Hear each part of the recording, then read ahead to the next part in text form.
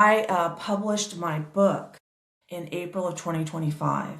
In September of 2025, I accepted that I'm the reincarnation of Mary Magdalene. And then over the next couple months, I was like, I think I'm, yes, Mary Magdalene, but also the divine feminine, because I have a lot of synchronicities with Native Americans. And during my enlightenment experience for the second coming, Native Americans came right in, and I was born in Arizona. That's where the Hopi tribe resides. And they talk about the Great Purification, which was completely in alignment with the second coming in the fall of 2025 and 3i Atlas, right?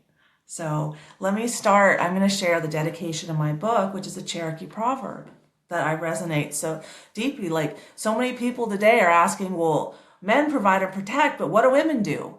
And women don't know, okay? So that, whoa, we got a lot of learning to do.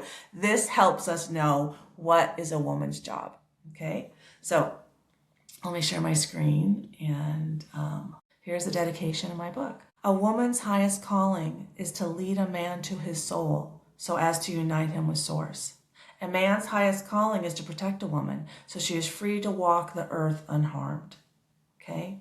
So, and there's a link to my book below on Amazon. But that clearly shows that, the soul, that's the inside work. There's nothing more inside of myself than my soul.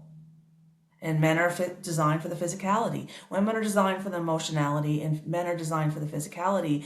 And what we now know, but due to modern science, is our souls, which are energy bodies that physicists have proven that we have, communicate through our emotions. Soul being divine, spiritual, and then emotions, right? Souls communicate through emotions. But in Western world Christianity, the man is the spiritual leader of the family. And the woman, Native Americans knew that the feminine is the spiritual connection. Not that men aren't spiritually connected, they are. But men are designed to disconnect from their emotions, right? So they can plan and strategize long term. Emotions are in the moment. And then there's the balance. I ground men into the moment, and they help me by planning and strategizing. And then together, there's harmony. And that breeds life. In that dynamic, women are equally valuable as men. I got an innie, men got an outie for a reason, okay? But this is like how connected I am to Native Americans, and I've always been that way, and it's always been in my family. So my mom always had two names for me. One, Carrie, that I have now, and the second one, Shenandoah. Shenandoah is a Great Plains Native American word. It means Great Plains. It means daughter of the stars. One sign of synchronicity that the second coming is the same as the Great Purification for me in my life. My ex-husband's Israeli. I met him in Tibet. And I was living there in 1995, right before we got married. And he lives by Haifa.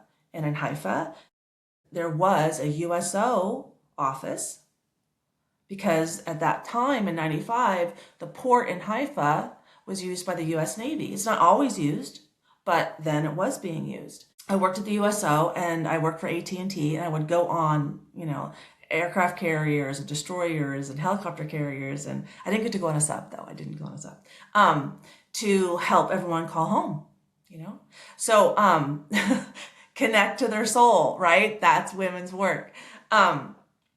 And at the time, I did that for like 6 months. The USS Shenandoah came, and I got to go on the USS Shenandoah. Unfortunately, their shop was closed. I couldn't get a hat. But there I was in Israel, second coming, on the USS Shenandoah because of my mom. And now looking back, I'm like, oh, there's a sign of synchronicity that the second coming is a global event.